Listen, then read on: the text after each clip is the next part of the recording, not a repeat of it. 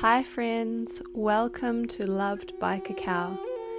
This is a home for all of us who love cacao, to share our stories, to elevate the voice of cacao through voices from all around the world.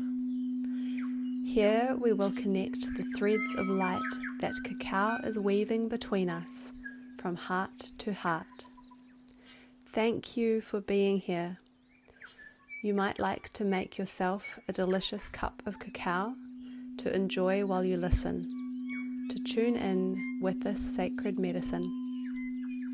I am Pania, lover and facilitator of cacao, and I invite you to step in through the door to this cozy home. Come to sit on a cushion in this circle together, and may we allow ourselves to be here, to be loved by cacao. Hey my friends, how are you? Welcome to episode 7 with Makenzie of Cacao Drinking Chocolate. This is a very, very special episode for me, and I'm super excited to bring it to you. It's dear to my heart for many reasons. But before I speak about it, I just want to say, how are you? How are you doing? It's been about 2 weeks since I released the last episode. I took a little break because the first month was a huge learning curve for me and lots of excitement, and I just needed to take a wee bit of a step back because I'd been just constantly thinking about the podcast for like a good solid 8 weeks, probably more. That was my real deep focus time on it, and so I took a week off and it felt amazing. It might seem counterintuitive to take a week off when you've just launched something, but I was listening to the wisdom of cacao to just like slow down, let my nervous system rest, let my body rest, give myself lots of nourishment. And it's great because I've come back feeling really energized and super excited to get back into it. And in the meantime, I'm really grateful to be hearing from those of you who are listening. It's so nice for me to hear that you're listening and enjoying, and I've been receiving some lovely feedback. So I'm super stoked and happy about that. And yeah, there's just so much more to come. So I'm really happy that I got to speak with Makenzie finally. We thought about this episode for like 6 months because Makenzie was actually in New Zealand. She lives in Maui, Hawaii, but she was over in New Zealand in January, and I was very, very privileged to be able to attend one of her cacao ceremonies. And it was just around the time that the idea for this podcast came through, and so it was very exciting to go and meet her, and I knew right away that I wanted to have her on the podcast, and she was actually the very first person I asked, and she very graciously said yes to a podcast that didn't even exist yet. And we hoped to do it in person, but there wasn't quite the time. So we penciled it in, said let's do it on Zoom, and it took us 6 months to find the right aligned time, but it turned out to be just the perfect timing really for me, except that I did almost lose my voice the day before. So my apologies for that. My voice in this episode is a bit gravelly. But it's okay because Makenzie does most of the talking, so you don't have to hear me croaking too much. So just sending love to that part of myself from about a week ago when I was when I'd almost lost my voice. But thank you for bearing with that because I wanted to really stick with the day that we'd booked, since we'd been trying to find the right moment for a while, and it all worked out because what Makenzie brings through is just so beautiful and really fills me up with light. And when I hear Makenzie speak, she brings so much energy and light and embodied knowledge that it's like my spine straightens up, I sit up a little more, I just feel my own light shine more too. And she really has that effect of her light having real impact on those around her. And that definitely comes through in her cacao and in what she brings through our ears today. So firstly, she'll lead us through a beautiful connection and blessing with cacao. And then we get to hear lots of stories from her amazing journeys with cacao, her spiritual journey, how Cacao with a K came to be. We talk about a new paradigm of business and the web of like-hearted community that cacao creates, which is something that I spoke about in the first episode, how I see this golden thread of light that weaves us all together. And I love the way Makenzie speaks about that as well. And we also speak about how devoted she is to her path, about receiving the medicine, and we hear about the cacao farms and the relationships and Makenzie's trip this year to those farms to strengthen those relationships. And so much more that she goes into, so I'm going to not talk about it anymore so you can hear this amazing wisdom and these beautiful stories that Makenzie brings through. So I hope you'll enjoy it as well, and here we go. Okay, welcome Makenzie to Loved by Cacao. Thank you so much for being here.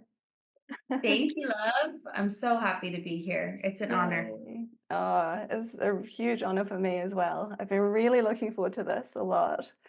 And just before I introduce you, I'm just going to say apologies to the listeners. I have a little bit of a gravelly voice. I almost lost my voice, but I think Mackenzie's hopefully going to do most of the talking today anyway, because there's so much that I'm excited to hear from you. And so we'll just roll with it. And so I'm here with Makenzie of Cacao with a K, Cacao Drinking Chocolate. And Makenzie is the founder of Cacao and also of our Plant of Peace, which I look forward to hearing a bit more about too. And you have an amazing background in business and also quite the incredible spiritual journey. And there's so many questions that I want to ask you. And yeah, I feel that you're really on quite an incredible ride of devotion to your path and to these plant medicines and to awakening and to peace. And it's really incredible to see. And you also just have so much experience and wisdom around cacao. And so it's exciting to have you on Loved by Cacao. And yeah, we're going to hear all about your story. But before we do that, we will drop in with some cacao together. And Makenzie has very kindly offered to give us a blessing. So I've got, I've got my cacao here in a thermos. I'm going to pour Yeah. some. Love. All right. Well, to all the listeners, thank you so much for your presence and for being here. And whenever you are ready, if you would like to just pause this episode and go make a cup of cacao, then come back here, press play, and I'll guide us through an opening blessing and intention setting, and then we'll continue on with this episode. And so, for you to have cacao in your system is a beautiful way to be receptive to the messages that cacao wants to bring you today. So, when you are ready, go ahead and close down your eyes.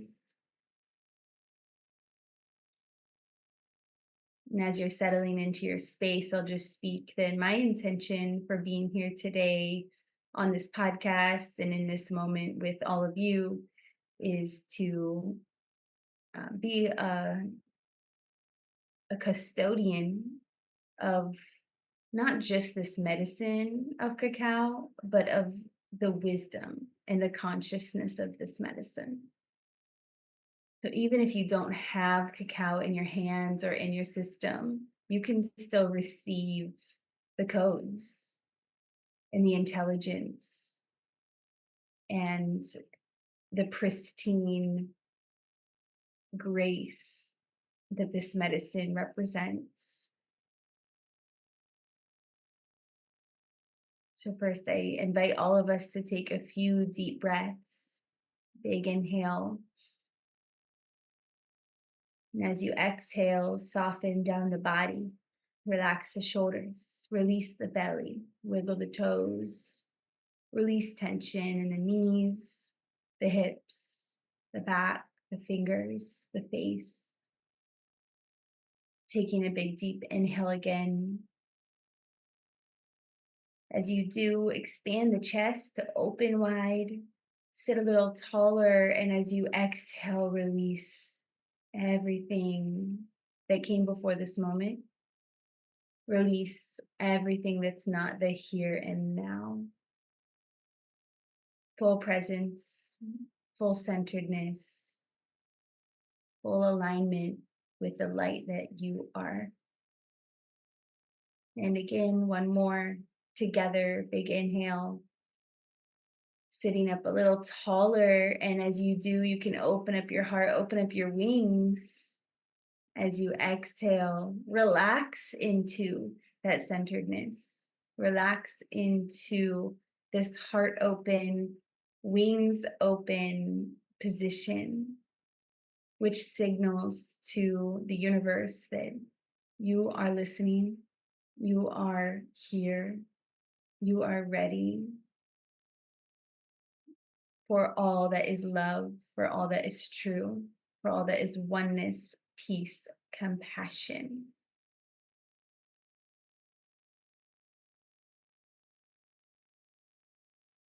All right, now that we've arrived, I invite you to join me around the fire, imagining us in an epic spot in nature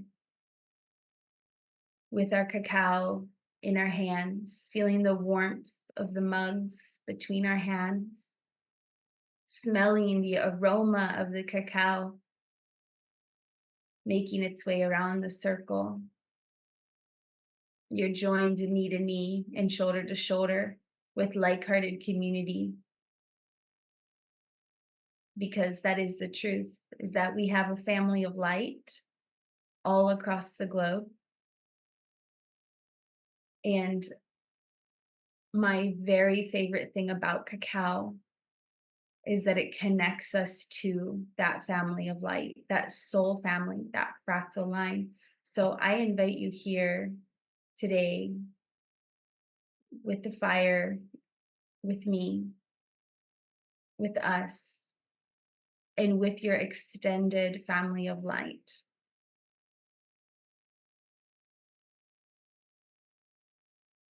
And we welcome in the spirit of cacao into this space.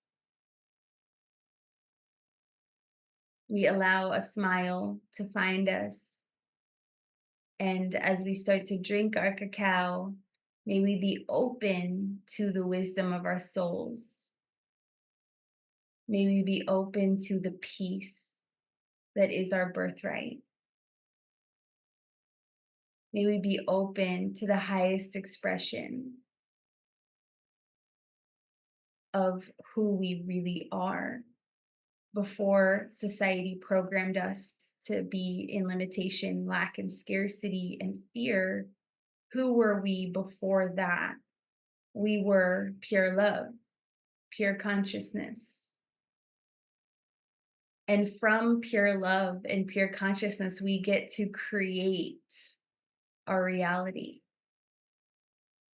So we welcome in the cacao to support us in opening up to remember that truth. We don't need to sharpen our skills or hone in on our gifts. We simply need to remember them and remember who we are. And cacao is an incredible ally that helps us become more receptive to that. Because in order to really remember who we are, we must have a calm nervous system. We must have an open heart. We must be in our center. Because when we're in worry, lack, scarcity, or fear, we're going to be operating, living, leading, acting, speaking, and being from that place. So cacao brings us back into our center and allows us to take that big, deep breath allows us to receive the grace, the warmth, the nurturing nectar of the Divine Mother through the deliciousness of cacao. The cacao, it's not just something that is a woo-woo thing. We actually have science that proves that this medicine is a heart opener, from the tryptophan to the anandamide to the phenylethylamine to the magnesium and more. Theobroma cacao is the scientific name of cacao. Theobroma means theobromine. And theobromine helps us pump more oxygen to our brains, among other things. So invite the spirit of cacao into your heart. Invite the spirit of cacao into your body. Invite the spirit of cacao into your spirit and allow her to assist you. Allow her to support you in raising your frequency. Because if you really want to live your wildest dreams, you're going to have to raise your frequency. And sometimes when we go on that journey, it brings about release of what no longer serves us, release of stagnancy, release of limitation, lack. And so whatever emotion is there for you, cacao is also here to support that. I've held thousands of cacao ceremonies in the last decade across the globe, and it's inevitable that there are people tearing up or crying, whether it's of gratitude and joy, bliss, or also of just release and permission to let go, release of grief and sorrow and pain, ancestral baggage. The cacao meets you exactly where you're at. So deep mahalo and gratitude to cacao and for bringing us here together, me and P, today on this podcast. And we just open up into a space of service, oneness, truth, unity, love, compassion, and aloha. Aho. So it is. Mhm. So it is. Mm. Mm. Mm. Mm. Oh, Ooh, thank you, always so Makenzie. Oh. good. Yeah. I have to find my voice again after that. Wow. Wow. Wow. Wow. Wow. Amazing. I'm going to have one more sip before I speak more. Mm.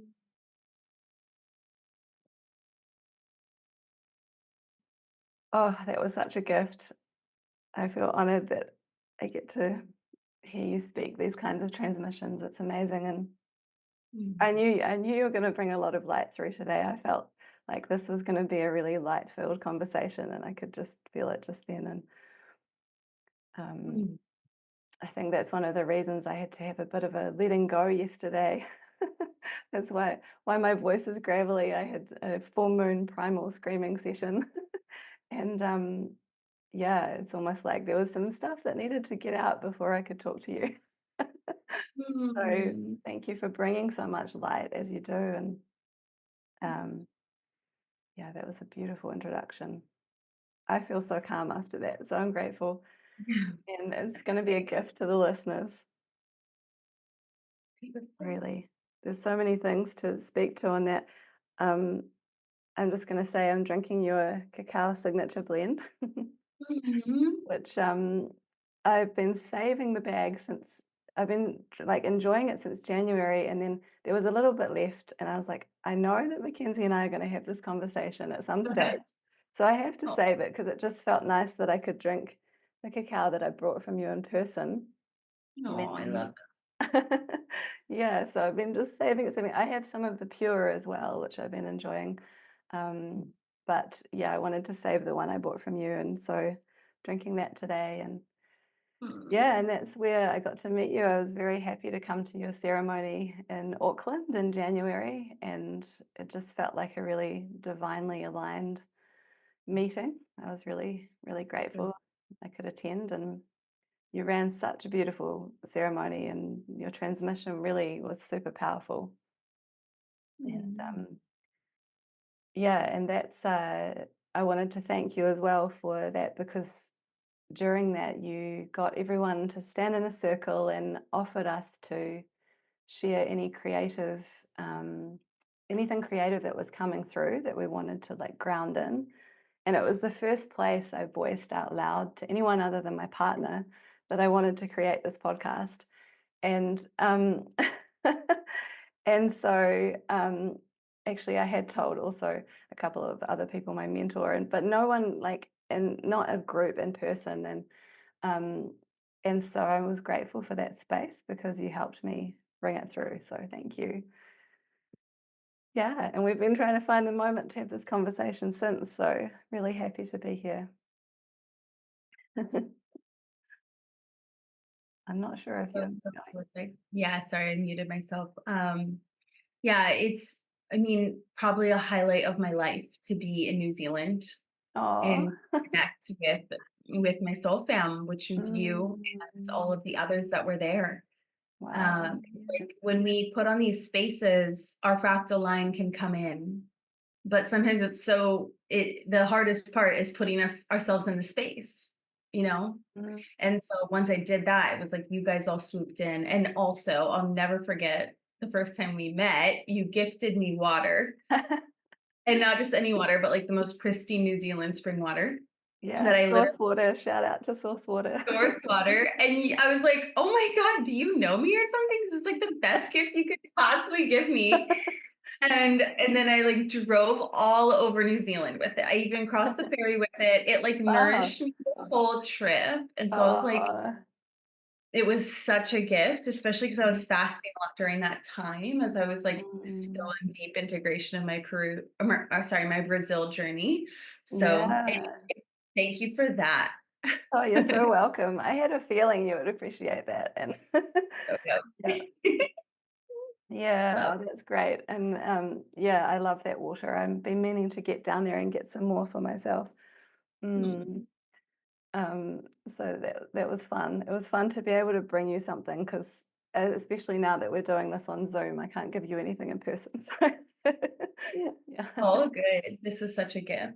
Yeah. And I feel like, this is one of the reasons I started this podcast, so I can hang out with amazing people like you for an hour or so and share Aw. cacao together and hear your stories, and like, it's almost like, oh, I get to do this and then also share it with other people. So it's very fun. Yeah. And I'm just loving this beautiful signature blend from Cacao with a K. And I'm Mm. curious what you're drinking, if you want to share as well. I am drinking a blend. Hmm. Lately I've been drinking a lot of pure cacao. So I mean, our signature blend for cacao with a K is like the number one most popular item, especially in Mm. the Chuncho strain, which is from Peru. But lately, I've been drinking the pure. So I'll do a mix of the pure Chuncho, the pure Criollo, and then also Nana Marinas. Mm. And Mm. sometimes I'll just have one or the other. Maybe I'll add some maca and vanilla, but that's it typically. And I've just been loving that. It's like really bitter at first, but then I just receive the pure transmission of the cacao in an even deeper way. And it's allowing me, after so many years of drinking cacao, to like go deeper with her. So that's what I'm Mm. drinking today. I love that. Oh, beautiful. Yeah, I like to mix as well, different strains, or like, and sometimes Mhm. it does feel really good to have it pure like that. Yeah. Yes, I can totally. understand why your signature blend is the most popular though. It's so delicious with the vanilla, chili, and the chincho blend. Is there Mhm. something else that I'm missing? The panela. Oh yeah, Panela panela, of course. is the sweetener we use. Yes. So panela is what's like traditionally used in Central and South America for sweetening drinking chocolate. Yeah. So down there, drinking chocolate or chocolate is typically drank historically. And so they add Mm, panela, which is a completely unrefined sugar that's more like molasses than anything. yeah, it's so great. I think I had that in Guatemala actually. When I Yeah. first, yeah. Mm. Oh, beautiful. Oh my gosh, there's so much that I want to hear from you. I'm like, where do I start? But maybe we can start with talking about how you came to produce this amazing drink. And yeah, if you want to share that story, Sure. if there's anything else Yeah. coming first. I would love to. No, I would love to share this story. And really, as people are listening, I think the reason why I'm passionate about sharing this story right now, especially, is because we're in this interesting time where we have a lot of creatives and entrepreneurs and people that want to only be doing fulfilling work, but they want to Mhm. be able to pay their bills while doing fulfilling work. And so I think I'm just kind of setting up this story in a way I never have before because I really want it to activate the listeners in a way that shows them what's really possible. Like, I really want people to know what's possible for your life when you fully step into your dharmic path, into your what you really came here to do. So online right now, there's so many people selling you like how to make more money, how to have a successful business, how to blah blah blah. And I'm just like boring. I'm so bored of that conversation. I roll to the maximum degree because with love, it's just to be starting something in order to make money already is going to start you from a place of scarcity and fear. And so, what I love about the story of Cacao is that it was started with such pure passion Mhm. and like just genuinely being moved by something bigger than me. And I feel humbled and honored to be sitting in this seat where I got to have this experience and do get to have this experience. And I've very much had opposite experiences of even being an entrepreneur. I'm a serial entrepreneur. I've never worked for anyone else. And I've had experiences where I've started things always from a place of passion and service. And yet, especially with my last company, because I had investors, I was still trying to reach certain financial goals for, providing a return on investment or honestly to get out of my experience, to have some perceived sense of freedom from having to work that business. And then all paths led to Cacao. So let me just start with my story. Back in 2015, well, 2014 is when I had my first dark night of the soul. And I was really like knees on the ground, had hit this place of rock bottom where I just did not want to be here anymore. It was having like a lot of PTSD symptoms, very gory dreams and nightmares. And even my grandmother was really worried about me and said I should get on antidepressants. But Wow. that really went against my values. So I just kind of put my knees on the ground and said, like, if there's a God, like show me a sign. I had grown up really religious, but walked away from all spirituality and religion because I was shown that in a way that wasn't loving. And I just knew I didn't want to align with that. So now I was kind of like, I didn't know myself in terms of my spirituality. So I just kind of said, well, if there's a God, show me a sign because I'm at my rock bottom here. And I had just gotten out of a really tumultuous relationship and I had had an abortion. Mm. And I had this extra room available in my bedroom or in my apartment. And so I put an ad on Craigslist and I had a few people interview. And one day I had a woman come over to check out the space and she was like a total angel. Mm. She walked in and she just was a goddess. Like she had everything figured out. It seemed she just seemed so like pure light, even though I didn't even know what that meant. And I could tell like I don't have anything to offer this person. However, I know she'll be a really good influence for me. So she decided to live with me. And the first night that we had dinner, I just broke down. Like I had never cried in front of anyone else before. And um, for some reason, I felt safe to do it. And she came over to me and she said, "Oh, baby girl, you just need some mama love." And I looked at her thinking, like, I didn't even tell her that I'm not in contact with my mother. So why did she say that? Wow. And I thought like, okay, is now she going to give me a hug or give me some mama love or something? Like, I don't even know what that means. And she said, and you know what you're going to do? And I was like, what? She was like, you're going to give it to yourself. And I was like, oh, like how? And she was like, you're going to go into the bathroom and you're going to look in the mirror and you're going to look down at your body and you're going to say, I'm going to heal you. I'm going to comfort you. I'm going to take care of you. I'm going to protect you. And I was like, okay. And so she gave me some instructions through like videos, Louise Hay, mirror therapy stuff. And so I went into the mirror, and this is where my spiritual journey began. I made a commitment to myself. Again, something clearly bigger than me was operating, but I said, I want to be able to look myself in the eyes and say, I love you and mean it.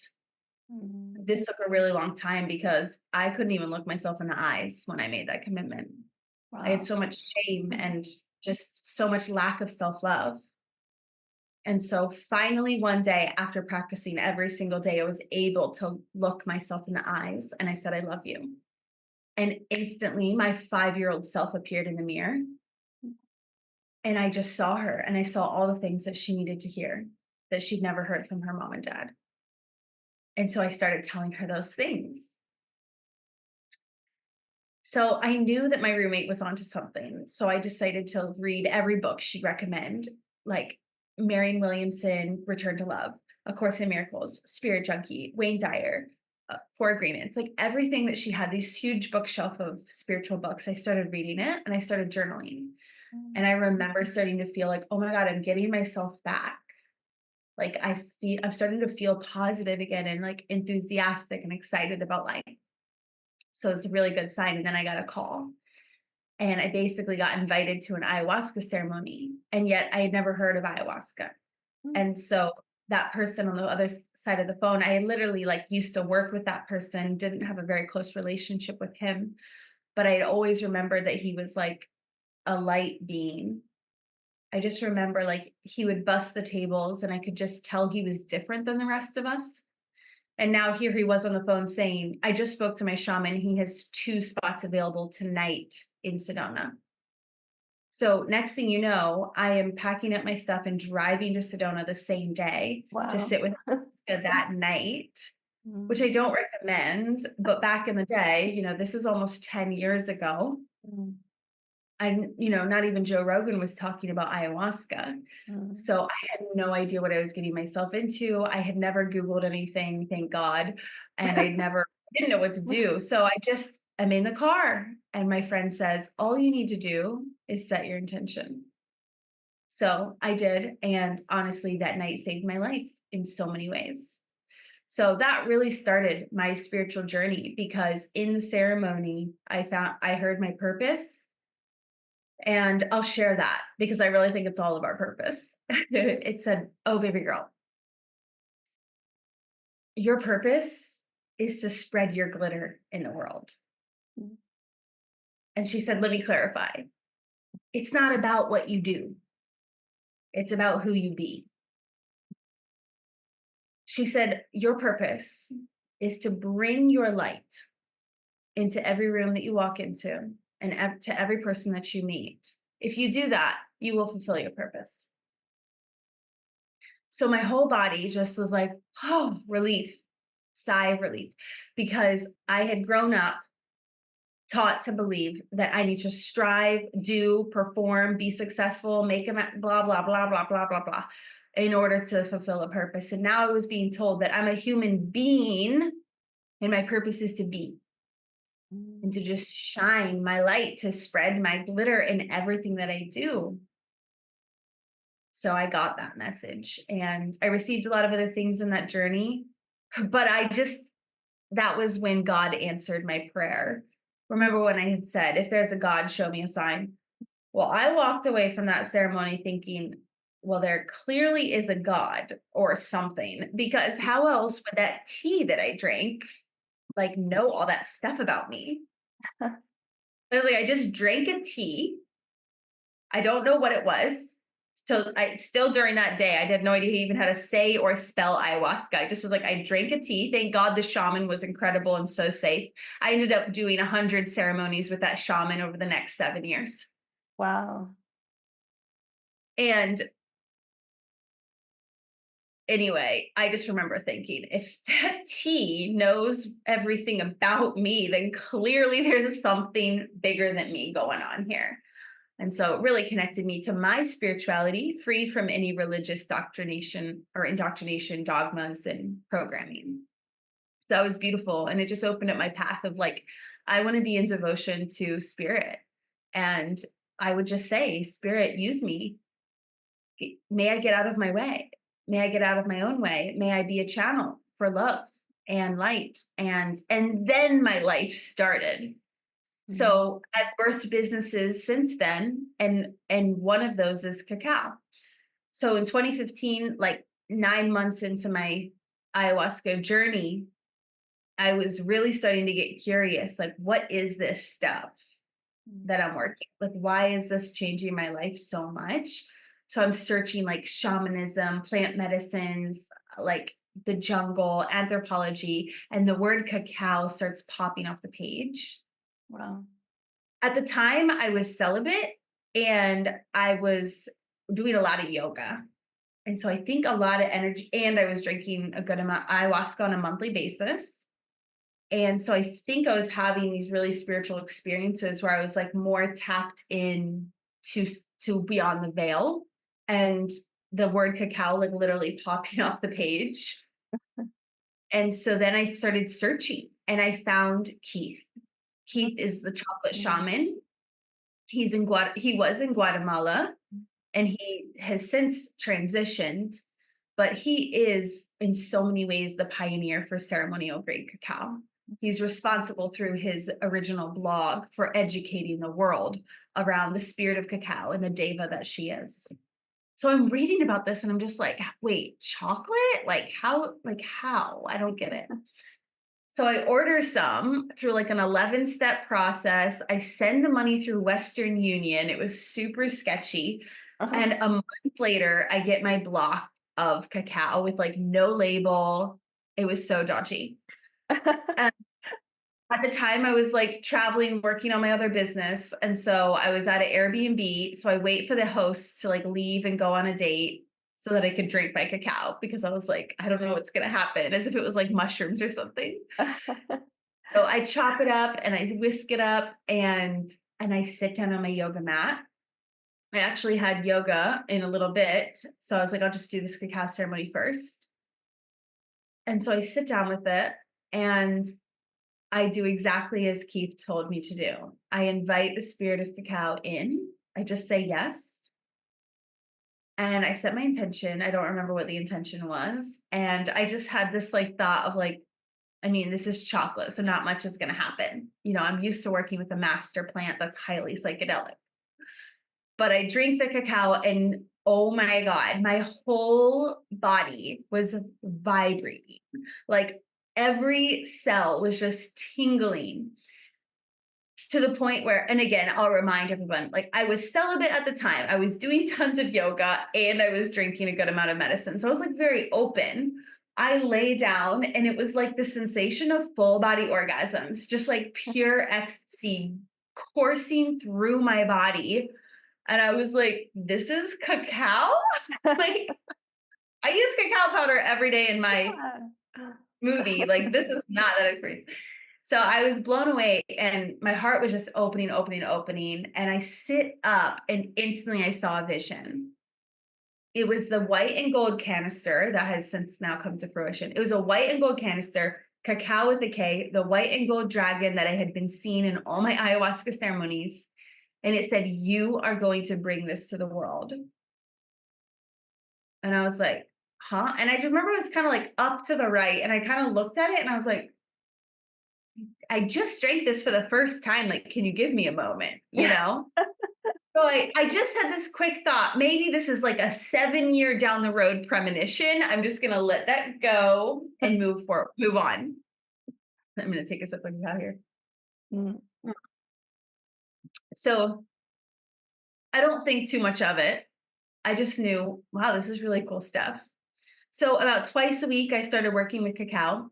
And I noticed, like, as I'd walk down the road, like, nature would speak to me. I would be speaking to nature. I became like way more present with people. It's like I would drink the cacao and I'd feel a connection. And it was starting to really activate and open my creativity. And furthermore, it was helping me integrate these big plant medicine ceremonies. Oh, wow.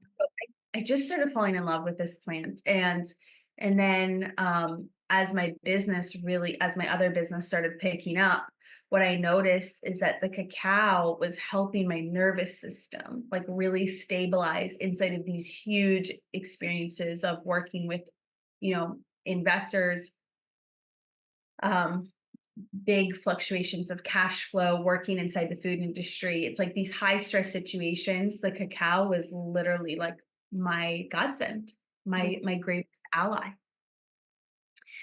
And so this is in November of 2015 when my first cacao ceremony happened. And then in the summer of 2016, just over 6 months later, I was at a trade show for my hummus company.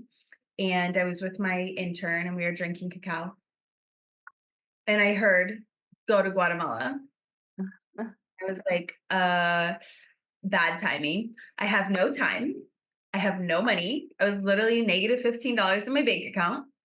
And I was like, I can't go to Guatemala right now. Like, bad timing. But I told my intern, she was like, you should go. And I was like, honestly, I have to go because I've learned at this point, I have to trust the guidance. Otherwise, it doesn't work out for me. So I found this like $200 flight on Skyscanner, booked it on my credit card, which was nearly maxed out. And I fly to Guatemala. Mm. I'm a white girl that doesn't speak Spanish going to Guatemala by myself. I have no idea where I'm going other than, of course, I know I'm going to go see Keith. And I just knew Cacao's guiding me. So I was asking the Cacao, like, show me the way. Where do I go? Who do I talk to? What do I say? Please guide me. And I was journaling that a lot, just asking for that higher guidance and trusting it totally.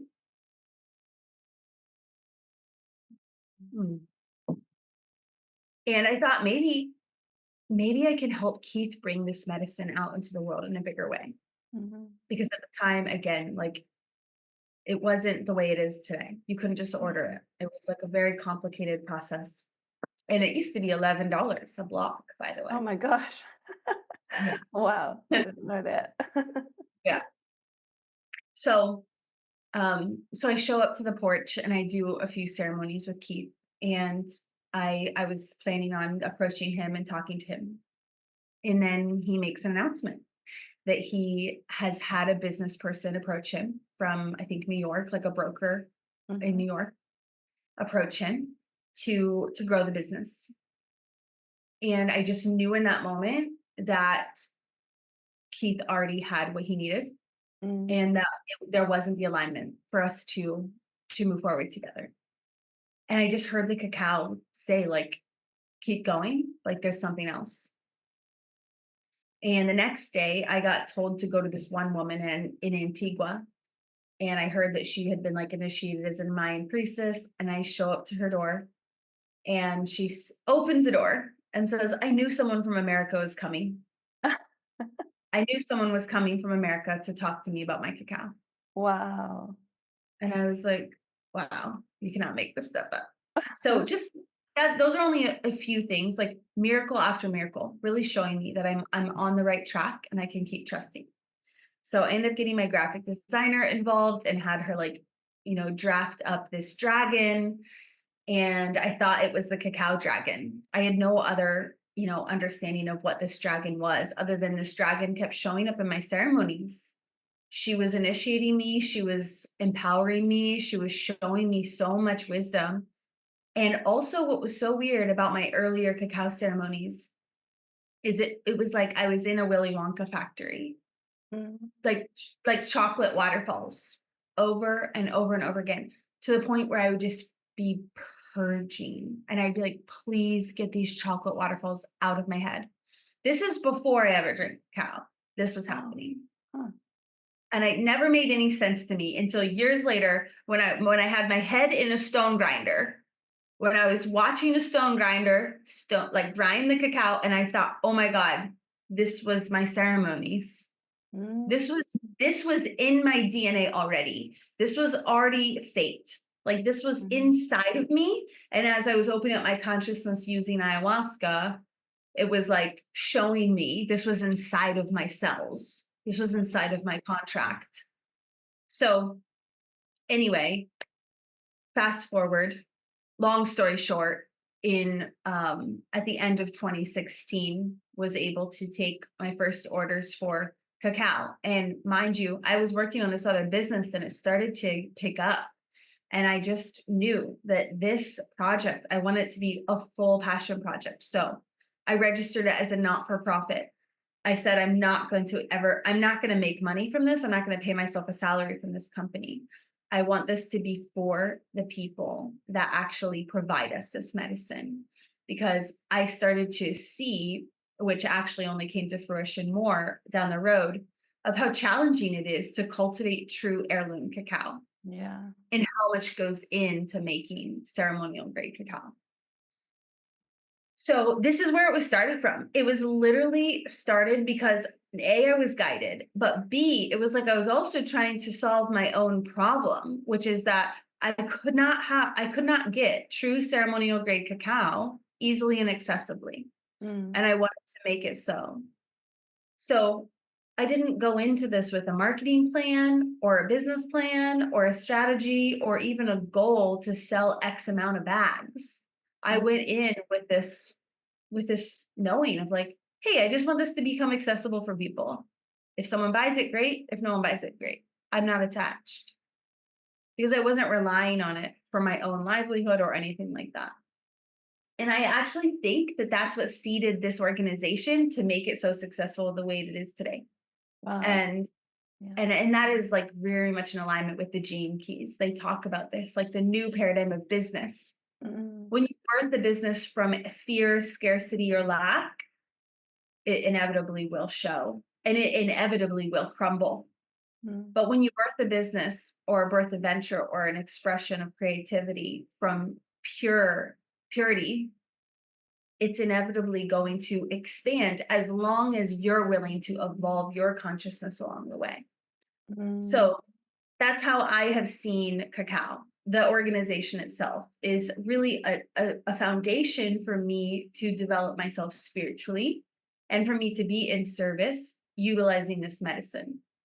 My number one commitment for me personally is that I bring light and I bring like a pure frequency through this medicine.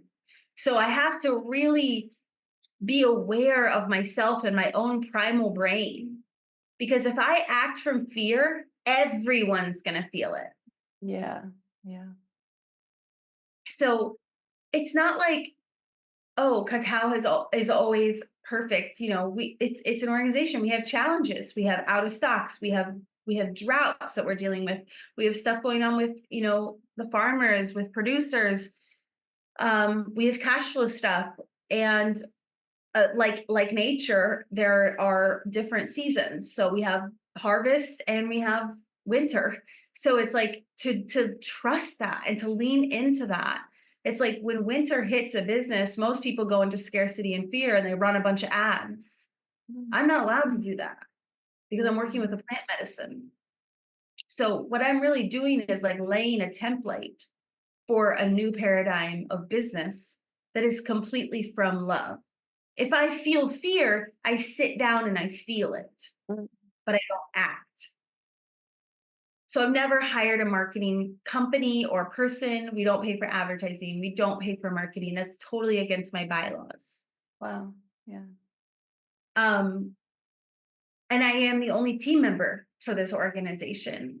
I used to make everything myself at the bottom of my work live unit in LA, and brought in a Mexican Molino, stone ground, and everything, and just got this really intense initiation into the cacao.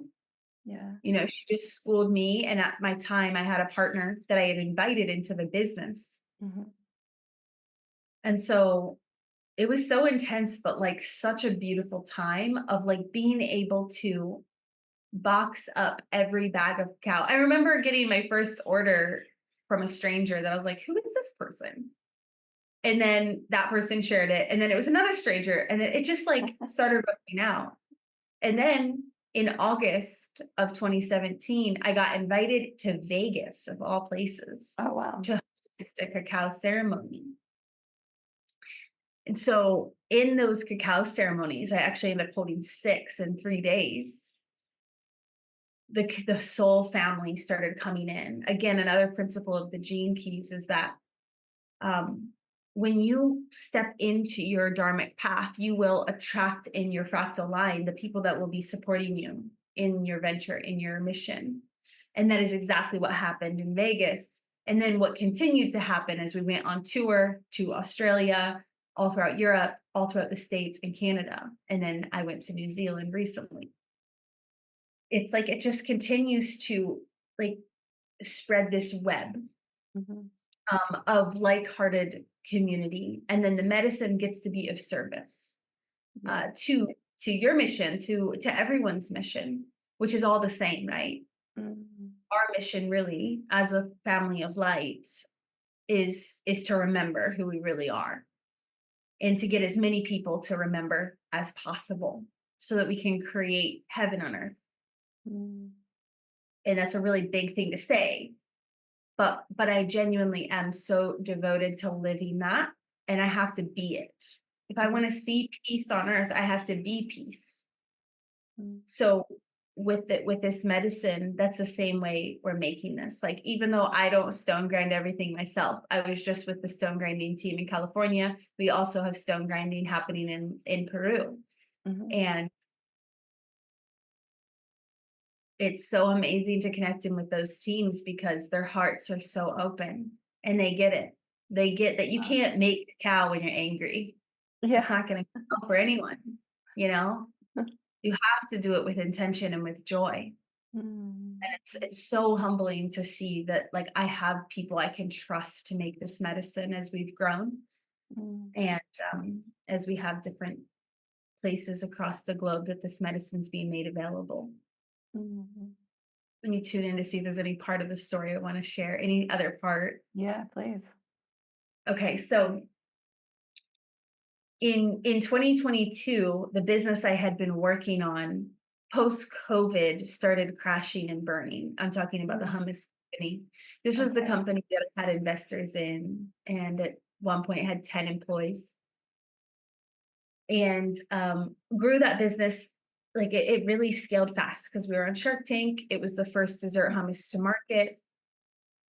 We were doing millions of dollars of product a year. And post COVID, my manufacturers stole my recipes and they undercut me in every single store. So I Wow. started losing contract after contract after contract. This was 7 years into the journey of this company, but I will say I knew 1 year in that I wanted out. Mm. 1 year in, I knew it wasn't aligned for me, but I stayed out of obligation Mhm. and out of fear of failure. Mm.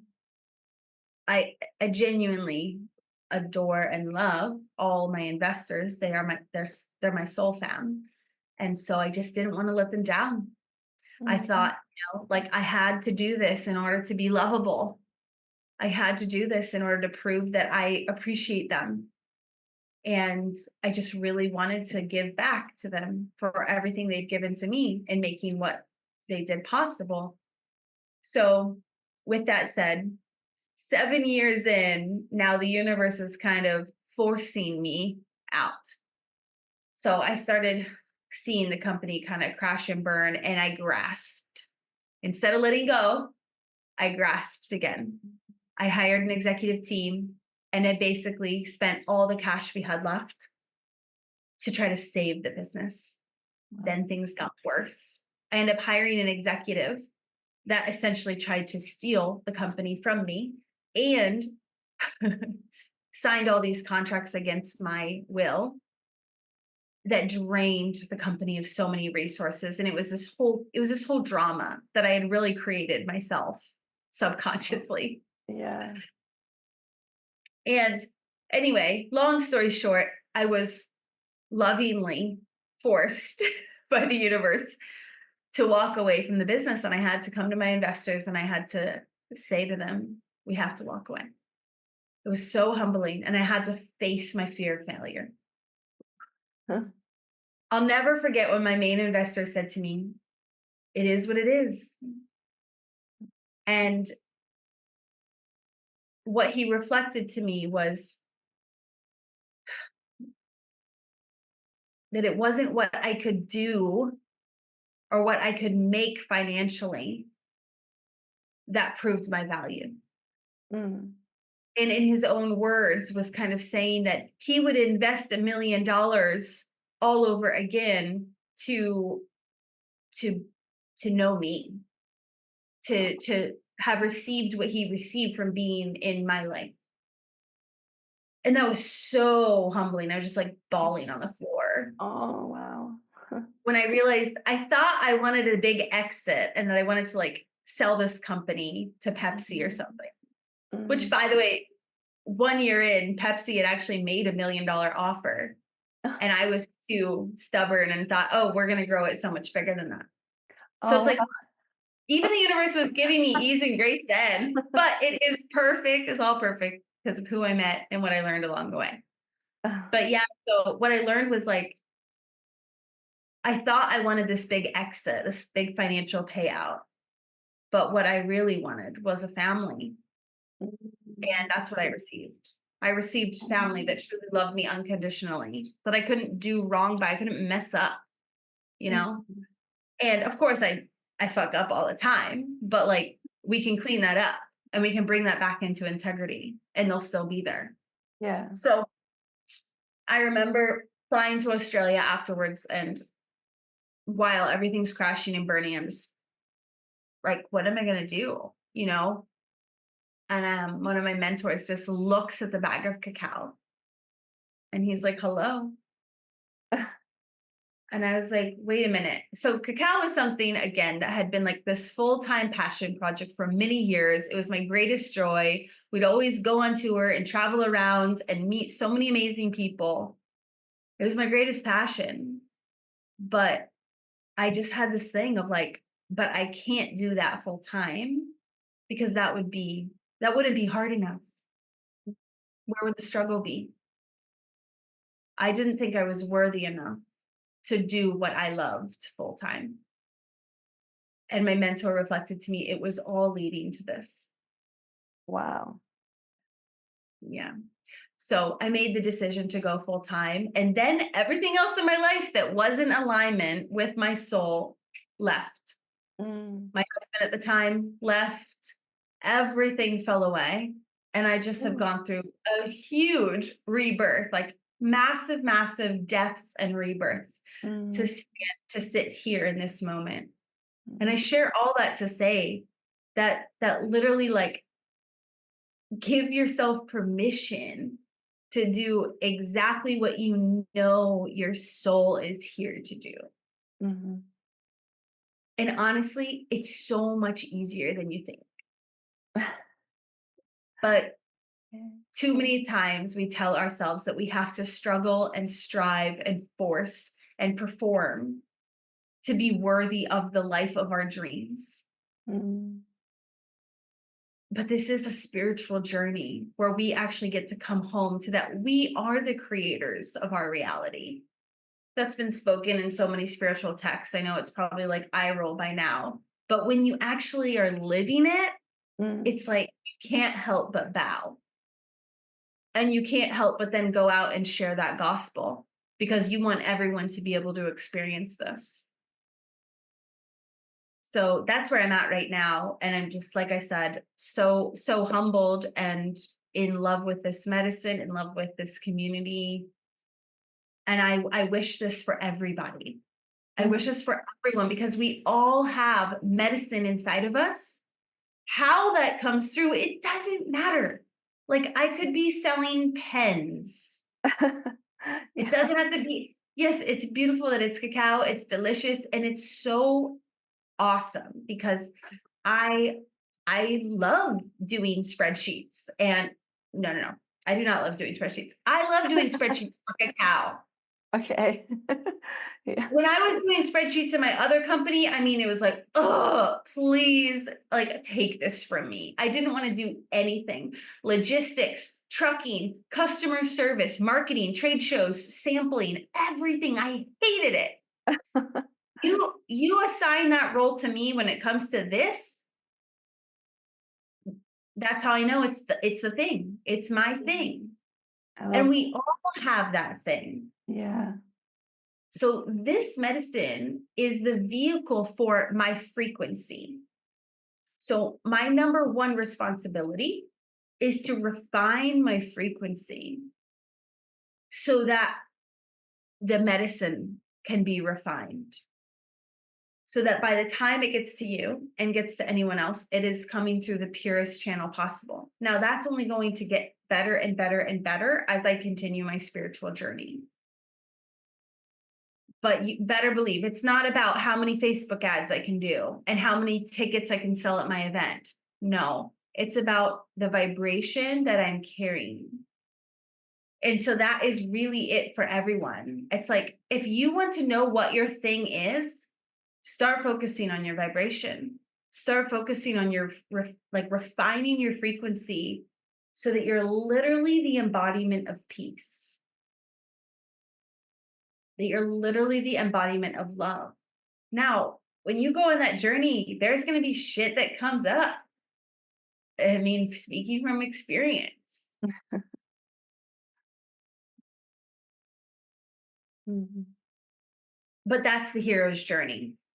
And that's the death and rebirth process. So I'm just speaking all of this because my prayer is that everyone activates their fullest gifts, their highest frequency, and that they get to bring it through the medicine that their soul said yes to bringing. Whether it's a pen, like I'm just saying a pen, and I don't know what else to say. Anything. It doesn't matter what it is. It's about who you're being when you do it. And most importantly, who you're being when times are tough. Yeah. Like, it's so easy to be like all blissful and radiant when things are perfect.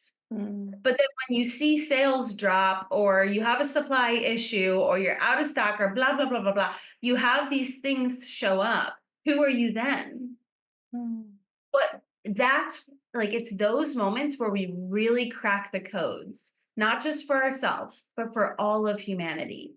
And so I love to see these tests as opportunities to like crack codes within the DNA of ourselves and therefore all. So I'm just gonna like pause there and see where you want to run with this. Wow. So many places. Oh my goodness. Sorry, excuse me. Okay. I have to like restart my voice every time I start talking. All good. Wow, that was amazing. I just love your story so much. Goodness. And thank you for being so generous to share it because you're living proof of what you're saying, and I love that you want to share that so much with others. And yeah, it's a real gift, and that you're using your experience and your vehicle of this whole cacao experience and your business to help elevate others in so many ways. So yeah, it's really beautiful to see. And like, oh goodness, I'm sure I had questions come up. One was, you mentioned that you started Cacao as a not-for-profit. Is it still, or did that change? Or Yeah, so it's a registered 501c3 not-for-profit. okay, yeah. Yeah. And you're the only employee, or like employee. I mean, you're Only team member. Yeah. So essentially, this is a whole other topic, but some people have probably heard of like you could call it the sovereignty movement, but that's not the right word. Mm. But there are ways in which you can crack certain codes of the matrix and start to operate out of the jurisdiction that keeps us trapped. So I've been in a transition of coming into the jurisdiction of common law, which is God's law. Mm-hmm. So while I am still a 501c3 with the company right now, there's a transition process that's happening to make that even more sovereign. But our internal bylaws won't be changing, if that makes sense, in terms of our values and standards. Yeah. Wow. Wow, you've really been on quite the journey, and I'm curious, like you have such a deep sense of devotion to it. Do you know what it is that keeps you in that and keeps you committed? Because there's, not everybody is so committed in this way and really sticks with it with so much devotion. Thank you so much. I was weirdly thinking about this earlier because, for instance, I just went to go see Amma the Hugging Saint. Oh, wow. And Amma from India, she has like thousands of people line up just to receive a hug from her because she's the reincarnation of Krishna, which is basically parallel to the story of Christ in so many ways in the energy. So this is an archetype, right, in our psyche, but like she transmits this divine mother frequency that people have spontaneous healings, they have radical spontaneous awakenings, like so much can happen when they receive the darshan from Amma. So I was sitting there this morning and I have this new mala. Beautiful. That Amma, wow. It was Amma's actually. Oh. And so I was able to get this, and I was saying, I was in prayer today using all of the prayer beads one after the other. And I was just present to like, oh my gosh, this was just 2 weeks ago that I got to meet Amma. And I can't even explain to you the amount of like landing I'm experiencing, like true reset in all of my organs, my cells, my health, my mind. Like everything is finally integrating from my divorce a year ago, taking over the company, Lahaina fires, going to Brazil to sit with Uni, which is ayahuasca with the Yawanawa in December, and then all my travels, as you've witnessed. It's like after seeing Amma, everything clicked into place. And so the first thought I have is, may I do her justice. May my life be a billboard for Amma. That statement is the same thing I say when I'm in an ayahuasca ceremony. I just say to her, may I do you justice. May my life do you justice. Like I've received so much from you. Same with cacao. Like when I have cacao on my altar and I'm in a medicine space, like there are some times where I'm just weeping at the cacao pod because I'm like so present to how much I've been gifted through this medicine. So what I say in those moments when I'm first, it's like,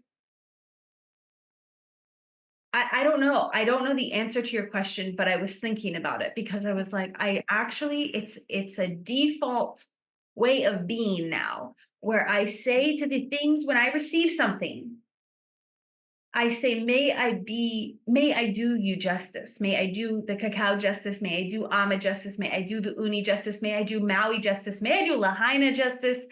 May I do Gaia justice. Like, may I do my soul family justice. May I do my community justice. May I be the walking billboard for my shaman. May I be the legacy. May I be the legacy, like truly. And so it's so funny because I was talking to someone before I went to see Amma, and I asked if he had ever met Amma. He said, yeah, I received my hug from Amma. And like his life didn't change afterwards. And I know so many people that drink ayahuasca and their life doesn't change afterwards. I'm like, How Oh. is that? Like, why is that? I don't know. I don't know if it's just because I've experienced enough trauma and bullshit that now I'm on the receiving end of so much grace that I just can't help but be present to the reality that this is such a blessing. I Mm. can't help but be devoted, therefore. I don't know the answer, babe. I just, I, I want to just say it's working for me and I hope everyone does it. Yeah. Like, but from a genuine place. It's like you can't try Mm. it on, like fake it till you make it of like, No. oh, may I do this medicine justice. It's like Yeah. first step is to receive it. Mm, mm. Like, like get out of the head, like just receive it in your life. Are you even open to the medicine? Are you even open to the blessings? Like, are you really letting it all in? Mm. That's what I wonder, like, even about my friend who was like, "Yeah, I got my hug," and, like, his life didn't change. Mm. Like, you know, I've served people ayahuasca, and they'll just after the morning after, they'll just be so in their head, like, um, I don't know, they'll just say things that they're clearly still not receiving it in the cells. Yeah. Yeah. You gotta be like, "You just let it in." Mm. Then I think when you let it in, the devotion just emerges naturally because you're truly so like penetrated by that love that you Yeah. can't help but bow. Mm, Like mm. there's nothing else to do Yeah. but to bow. Yeah. I love that. Mm. So I would just say like, remove the walls, remove the barriers to receiving. And that's a Mm. feminine principle, right? I mean, Yeah. if we want to describe feminine masculine, but the receptivity, soften, open, relax. Yes. We need to learn to receive again as a society. Absolutely. And yeah, you've obviously learned well how to do that. And you're willing to. We have to be willing um and say yes. And it seems like you say a lot of yeses. And also you're willing to let go of a lot, I think, too, because in order to surrender in the way that you have, you've probably had to let go of a lot at the same time. So there's Oh, courage there as well. mhm. Yes, Mm. letting go and just like softening down the mind's distractions. I think we can get so caught up in the thoughts, in the other people, and Yeah. Um, but thank you for saying that about my ability to like receive and be a yes, because I'm still very much on the journey. Mm. Like right when you think you've received, there's another level. Yeah. Right. There's another opening. Mm. There comes a time where when you're around people that haven't done that for themselves, even though they can, but Mm. they haven't chosen to. For me, as someone that I don't want to say an empath, it's just such a default word, but as someone Mm. that like genuinely cares about humanity and like I never want to I hate hierarchy so much. Like, oh, I've played with that and experienced that and it feels so icky because I feel so Mm. separate from my Yeah. people, Mm. and it's like, look, I am human as fuck. Like I just want to be like one with Mm. everyone. So what I notice is when I start experiencing this higher experience of this earth, like a totally different realm, it seems like, or a totally different paradigm where it's like heaven on earth. Mm. When I see others suffering, I feel shame. Mm. And as soon as I feel shame, I drop back. Yeah. And it doesn't allow me to actually open and expand more to what I'm actually capable of, to be this divine receiver, receptor of light. Mm. So this is where I'm at right now, is I've just kind of gotten out of this victim consciousness. Mhm. And it's not easy when you're down the road from Lahaina. It's Mm. it's really tough when you have people that you just care so much about and you see that they're struggling. Mm. But when you recognize that you literally create your reality, Mm. And you can't say that to those people. You just look like a total bitch. You obviously, I would never say that to someone, but when you know it, when you know that you can rise out of victim consciousness and touch a totally different experience on this earth, then it's like, God, like, okay, I need to stay committed to being here and allow that light to call people up. Yeah. Yeah. Like, come home with me. Let's Mm. go. Mm. And so that's the challenge, right? Is like feeling so much and feeling so connected to everybody, Yeah. but yet not dropping into shame around people that will project and do project must be nice. Right. Yeah. Privilege culture, all of that. Mm. No one ever knows what you've been through. No No. one knows what you've had to compost in order to receive and be where you're at. And it doesn't matter. Yeah. Like, as a family of light, we must stand in this purity, in this impeccability, in this intoxication, in this ecstasy and bliss. Like, we get to, and there will be more and more and more people that are going to come with us. Mm-hmm. We have to let go of our fear of leaving people behind, because as we stay here, that's where we're going to birth new generations from. And that is actually going to fix all the problems that are having people stuck in the density, stuck in lack and, fear and all of that. So does that make sense? Yeah. Well, it seems like you're committed to a much bigger vision, and Yes. that's part of your driving force, I think, and it's Yes. and I just want to quickly mention, for those who don't know, Lahaina is in Maui, which is where you are, right? I forgot to say that at the start, that we're got you joining us from beautiful Maui, and I love seeing the palms in the background.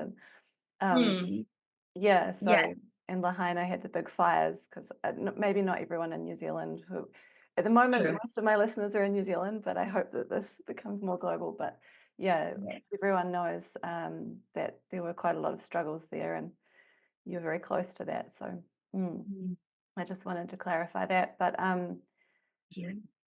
yeah, you're very committed to this path, and I think, I can see how Cacao and now Awa also, or Ava, or, yeah, are your vehicles for continuing on this journey and sharing this with others. And yeah, and it's beautiful the way that they've found you. And I'm so glad that you said yes to Cacao. And I also love hearing, of course, your story with meeting Keith and everything. And we've briefly talked about that before, but Keith was my way in also.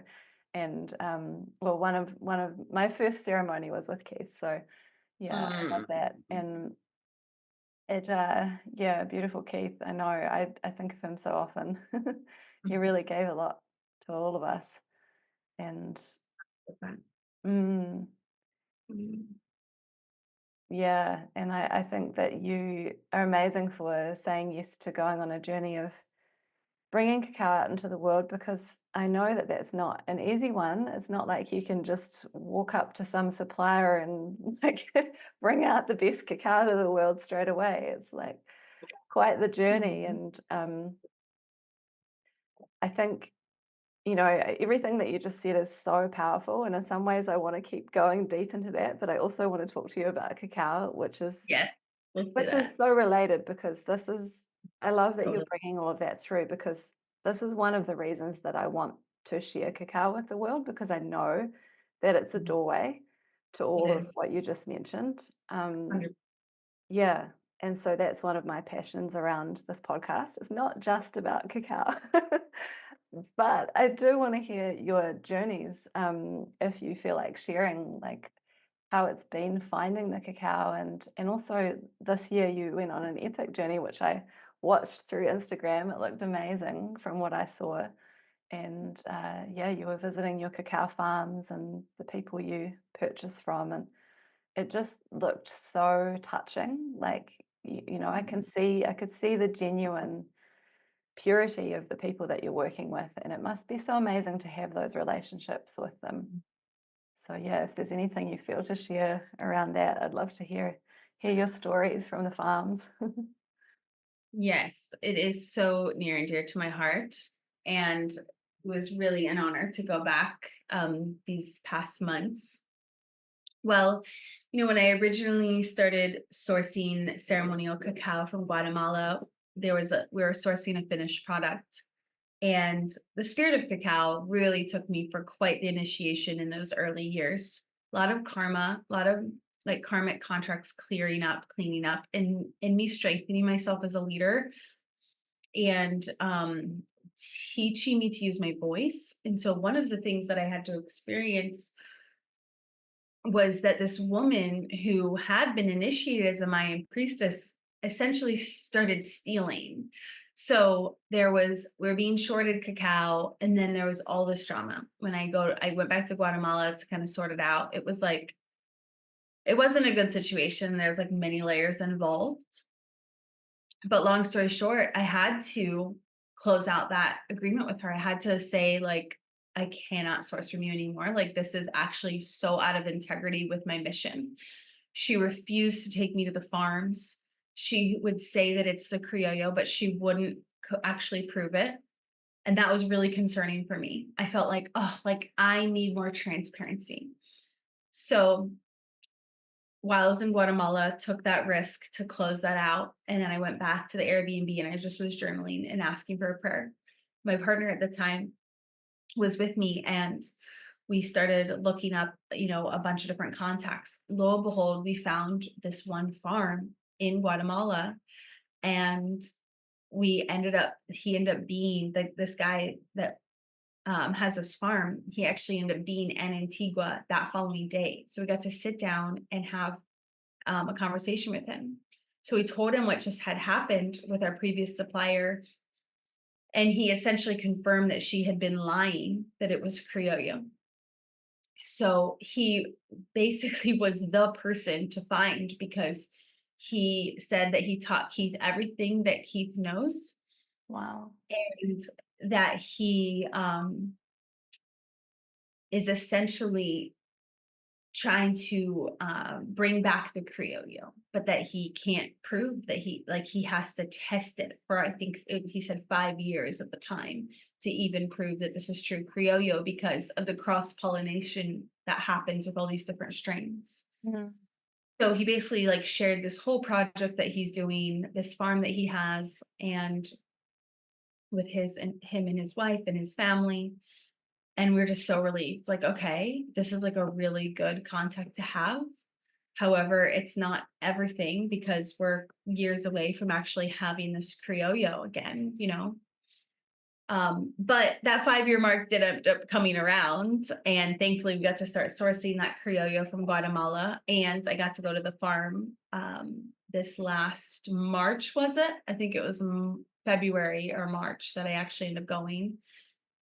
And it's just like my jaw's on the floor. Like how much goes in to harvesting cacao? It's like, wow, what these people do for us to be able to get us 1 cup, it's astronomical, especially in this heirloom strain. So I'm passionate about the heirloom cacao because I'm a custodian of Gaia, and I believe that she gave us the tools purely as is. So I'm curious, like, what's her original transmission before we modified it and hybridized the cacao?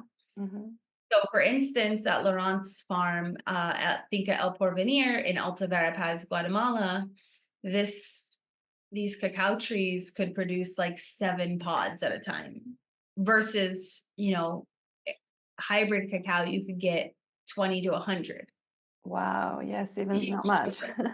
Yeah. It's a huge difference. And that could be 7 pods for the whole year. Like, that's crazy. Wow. Yeah. So anyway, so it's so beautiful to see them and to just deepen the relationship, right? Because nowadays, like, I'm not the only person looking for cacao. There are so many people looking for cacao. And so now it's always a process of when I go to the farms or I meet with my suppliers, it's like they're interviewing me. Like they want to Mm. know, what's the intention? Like Mm. what's going on? Like where, and it's just so beautiful to like see that trust deepen and deepen and deepen over the years. Mm. It just brings me so much joy. Like I got a memo from Laurent yesterday because we just shipped a new batch of Criollo because finally, after so many months, the drought lifted and he was able to Wow. eat 1,000 kilos of Criollo. And you could just tell, like he was so excited. I was so excited.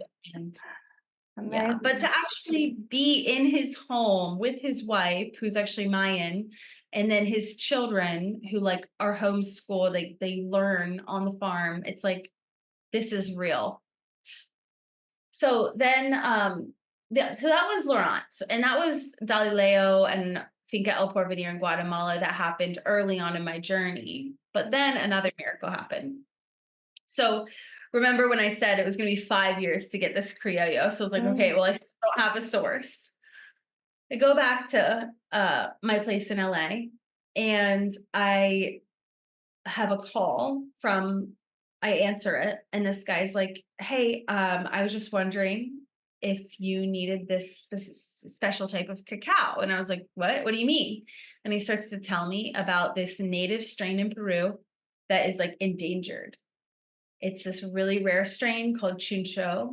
And he said that he basically shared his whole journey, him being half Peruvian, and how he went on this journey to like learn so much about cacao, ultimately to find his way into the jungle, into the mountains, into the Andes, and to find this chuncho cacao, which just had recently become accessible because there were no roads to it leading up like prior.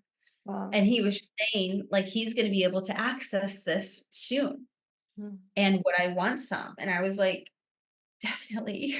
Like, this is awesome. Mm. So ended up going to Peru, and it takes a lot of effort to get to these cacao trees. Wow. Yeah. Like it's a lot goes into chuncho for sure. But Mm. all the cacao really, it's just like very long journeys. But then of course, so worth it. Chuncho is really special because when you talk to a farmer of the chuncho, or you talk to anyone that's working with the chuncho, they say things like chuncho will heal the world, or they're just so biased towards the chuncho. Like I remember when I gave Matt and the team some of my criollo because I was so proud. I was like, oh my God, we have this new criollo from Guatemala, try it. And he was like, it's okay. Oh. Because so like obsessed and in love with the chuncho. It's like really adorable. Oh. Yeah. And they're just super passionate about saving it and preserving it. Mm. Because up until now, it's more hybrid strains that have been in demand because they're way cheaper, way easier to cultivate. They're naturally, the hybrid strains are created to be resistant to mold and resistant to bugs and resistant to bacteria. So to harvest chuncho cacao without pesticides, without any modification, without, any added bullshit, it's not easy and it's not Yeah. cheap. So yeah, it's just really, I mean, whenever I'm there, I can't help but tear up. Like with all my team members, like I just am always in tears because I'm Mm. so moved by their devotion. It's like you think I'm devoted. It's like these people don't get recognition. It's not like they're just humbly cultivating this medicine for us. Wow. Yeah. Yeah. Yeah, and then lastly, I'll share a little bit about Colombia. So got to go to Colombia this year and had a whole plan and a connection into the Arhuacos that I thought was gonna work out. But plans totally changed. When I landed, my contact reached out and said that the leader of the spiritual community, which is the chief of the Arhuaco tribe, had some sort of ceremony that he needed to do, and he had to cancel everything. So we could no longer go Oh to my visit gosh. the cacao. So I'm sitting in a pretty dangerous city of Colombia thinking, okay, like, why am I in Colombia? Well, funny enough, like the week prior, before leaving for Guatemala and Colombia, I heard this last minute message, don't go alone. So I text my friend, Candy, who actually speaks Spanish because she's half Mexican. And I'm like, hey, can you come with me? And 3 days, like the trip was in 3 days. She's Oh my like, God. yeah, let's go. Amazing. That's a good Yeah. kind of friend to have. Yeah, it was a good friend to have. So she's in Arizona at the time. I'm in Ohio. I'm stopping in to see my family really quick. So we meet up in Guatemala. We do Wow. that. Now we're in Colombia. And Mm. I tell her, I just got this text. Everything just got canceled. She's like, okay. She's like, you know what? I think I have a friend in Santa Marta. And I was like, really? She's like, actually, now that I think about it, I think my friend works with the Arhuaco tribe. And I was like, really? She's like, yeah, let me call her. So she calls her and we're on the phone with this girl. This girl's like, yeah, come now. Like, I'm actually with the chief right now. He's staying at my house. Oh my Like, gosh. she's just at everything. We basically were greeted by the chief of the Arhuaco tribe. We sat down at lunch right when we got there and we start talking about cacao. And the chief tells me that they've been looking for someone to help them with their cacao project. No way. Wow. And now there I am just sitting in a cafe. We're all bawling. Oh. Yeah. So then we go on this multiple day like journey with them and do all these things. And then Candy's friend Kelsey pulls another meeting with another member of the Arhuaco tribe. His name is Asdrubal, and Asdrubal's known as like the cacao king of the Iku tribe of the Arhuacos. So we sit down and we come up with this plan. And it's funny because I'll be like, well, how much cacao do you have? And they'll say that's not the right question. Like for them, it's all about ceremony. Okay. It's about the frequency. It's about the alignment. It's about Mm. time, spaciousness. It's not about business. Mm. They taught me so much. It was really humbling. And then anyway, we had this big meeting, and then literally, as Dribble says, this is the eagle and condor prophecy coming to fruition. And we're just bawling again. So it's amazing, like just the synchronicities that happen, the things that unfold. And that's a little bit about my journey. Yeah, with Colombia, Guatemala, and Peru. Wow. Gosh. It was a real journey of trust, it seemed like. And yeah, Yes. listening to Mama Cacao again, letting her lead you. Yes. Oh my gosh, amazing. I love There's this always kind a of thing. higher plan. Yeah. And I'm just curious on it personally. You mentioned Galileo. I think I do remember seeing their chocolate when I was in San Marcos in Guatemala. They were selling Yeah, chocolate, right? he has a shop in San Yeah, Marcos. yeah. Oh, that's so Yes. funny because I remember finding their chocolate and just thinking, wow, this is some of the best chocolate I've ever had. And someone I was with at the time was like, because for San Marcos it was a little bit expensive, and they're like, whoa, you're paying that much for a bar of chocolate? And I was like, yeah, but it's the best. Like it's so good. And so when you say that you're working with the same people, that's really cool. Yes. Mm. Do they Yes. still have that shop in San They Marcos? do. Oh, Yeah, they have the shop, and then their farm is like 9-hour drive okay. in Wow. into the forest. Yeah. Yeah. Oh, beautiful. Gosh, and Colombia just sounds amazing. And, I love hearing about the way they work with the beans and that you're able to bring that out into the world to share is awesome. Yeah. Oh my goodness. It's so nice to hear the stories of the farmers because like you said, they don't get the acknowledgement necessarily. And I'm just so thankful to them for doing what they do because we wouldn't have this medicine otherwise.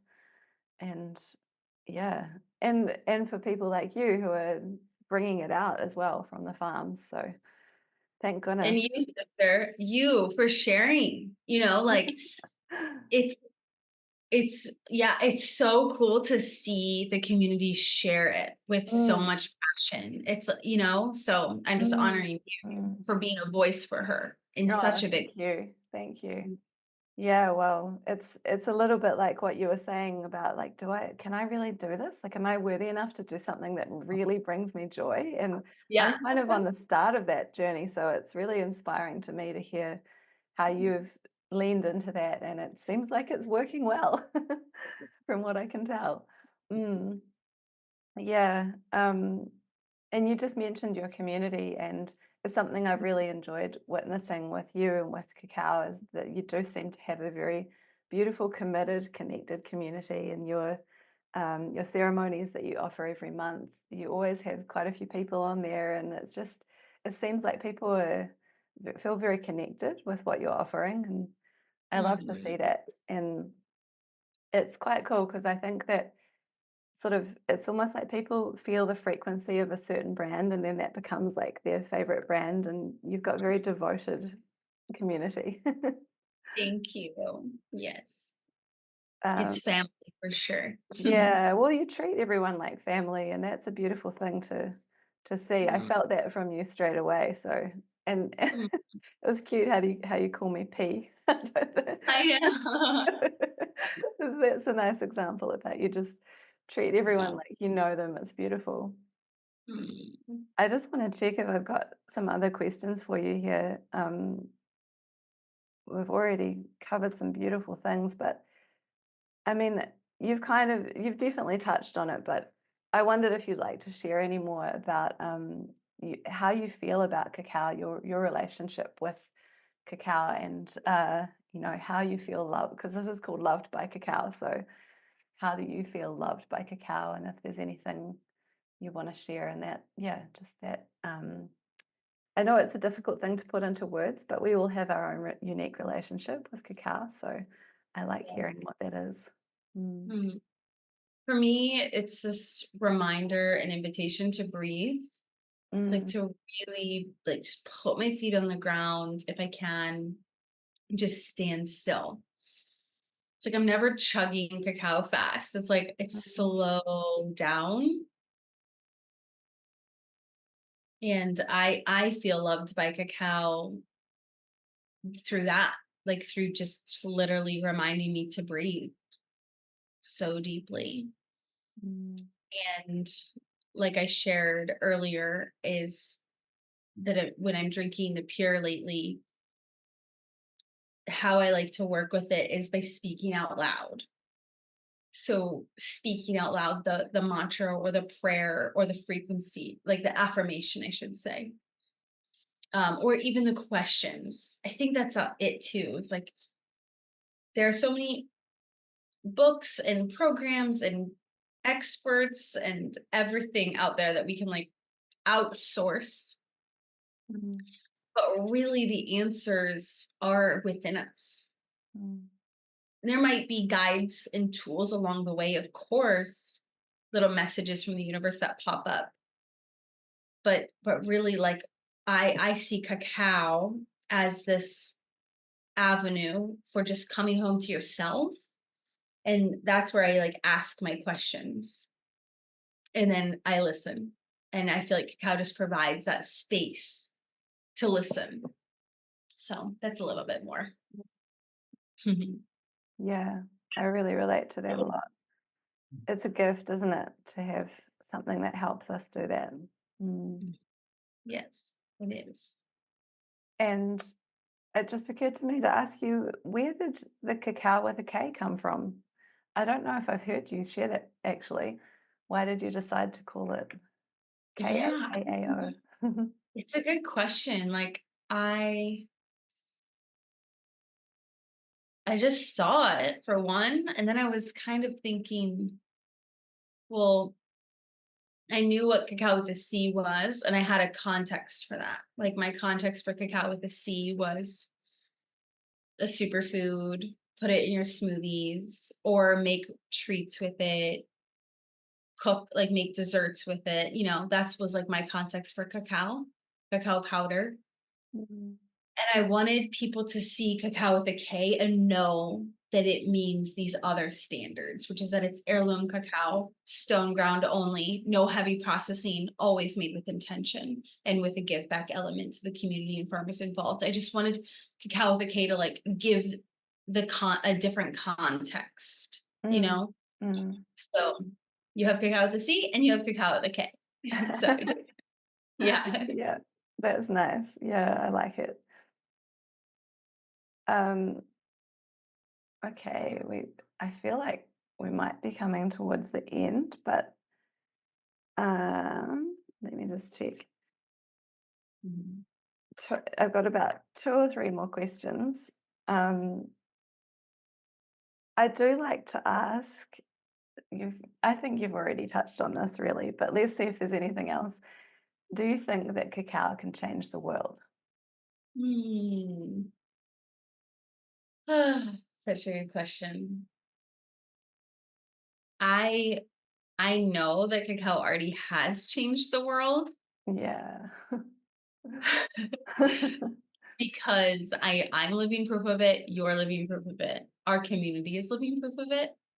I don't know if it wasn't for cacao, would we have cultivated these spaces of vulnerability?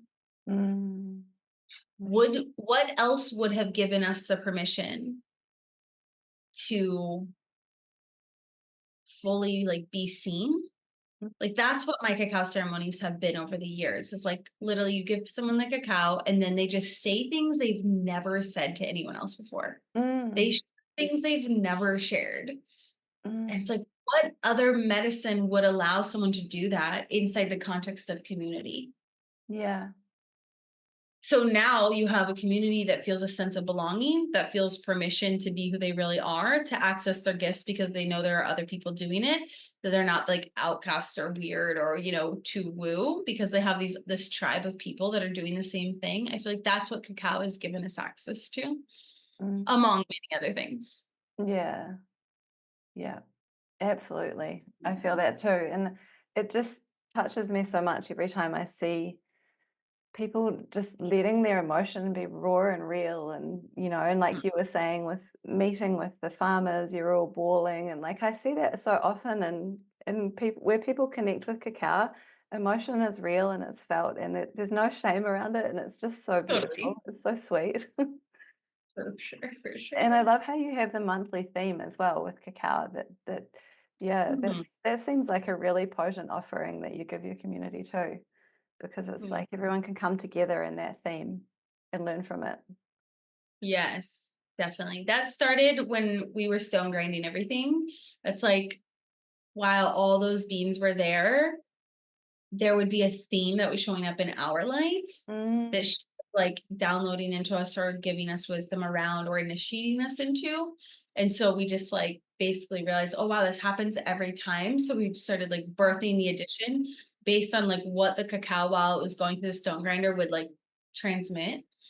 And so it Mm, stuck and now it happens still. Like it just comes. It's so clear. And sometimes it happens like a week before the month starts or even the day of.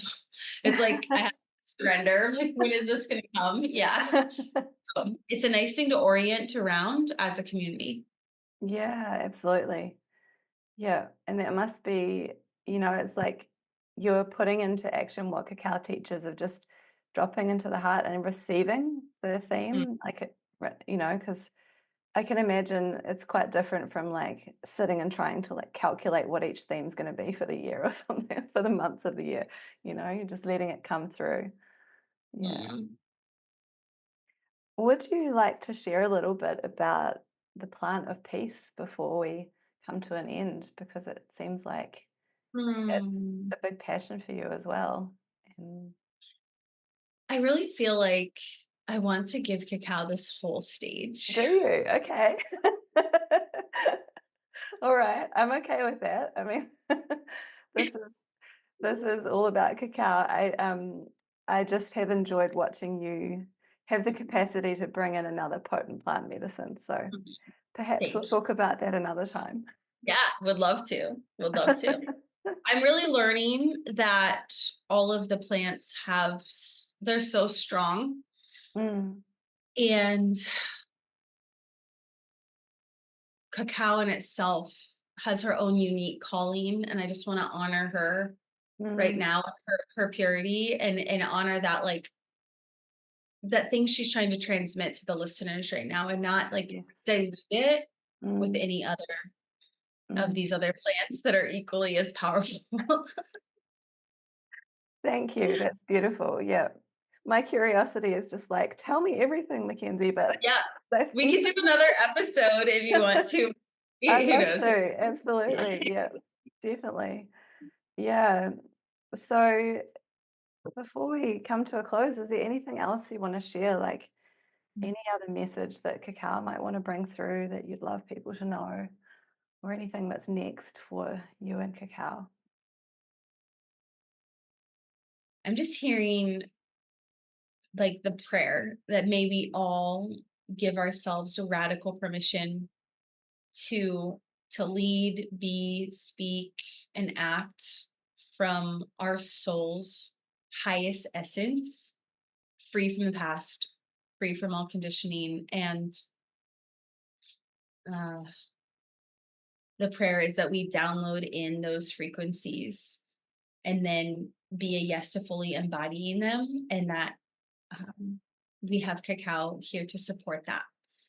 Cacao and all these other beautiful plants to support the embodiment of these higher frequencies that are coming to this planet. So that's what I will close with. Yeah, I love that. Beautiful. Thank you so much. Thank And you.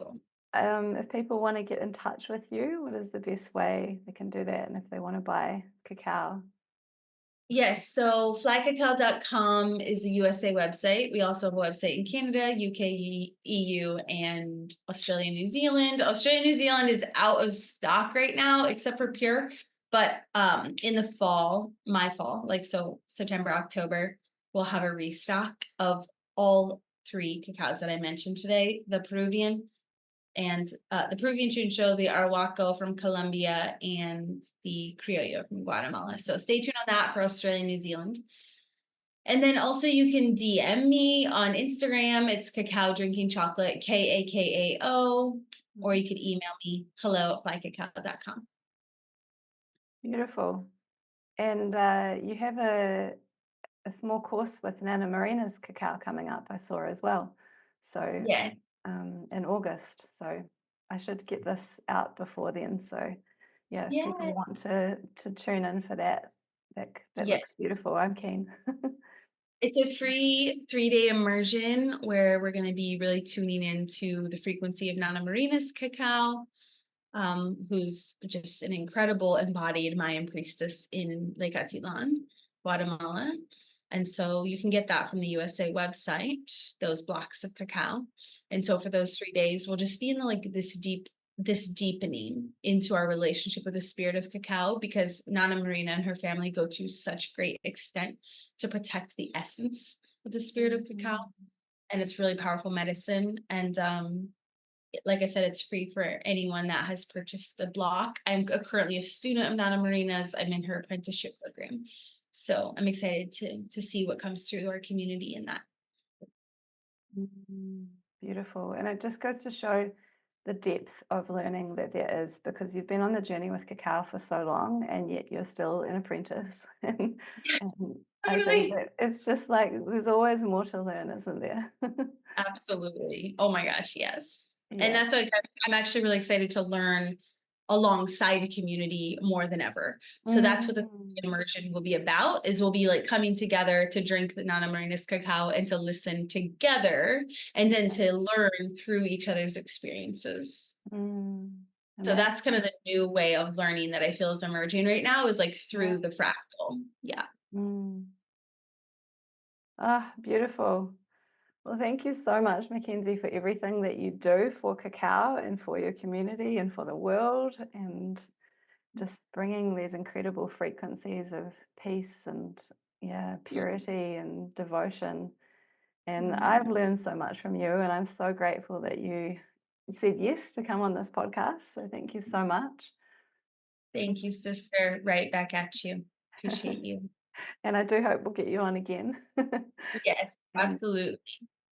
yeah, and I just want to say to anyone, our beautiful listeners, just maybe tuning in and thinking what you've received from today. Mackenzie's shared so much wisdom, so just giving some gratitude from that. And is there anything you want to take away in your day and remember, carry forward? And yeah, just feeling that beautiful Mama Cacao love. Mm. All right. Thank you, thank you, thank you so much. Have a Thank gorgeous evening over there in Maui. you. You too, Until beautiful. next time. Mahalo. Yeah. Aloha. Aloha. Lots and lots of love. Talk Mwah. to you soon. Bye, everyone. Bye. Thank you for opening your heart here and listening today. Please subscribe to keep getting episodes in Apple, Spotify, or YouTube. And please share this podcast with your cacao loving friends. You can follow us on Instagram at Loved by Cacao. Please take care of your heart and may you feel loved.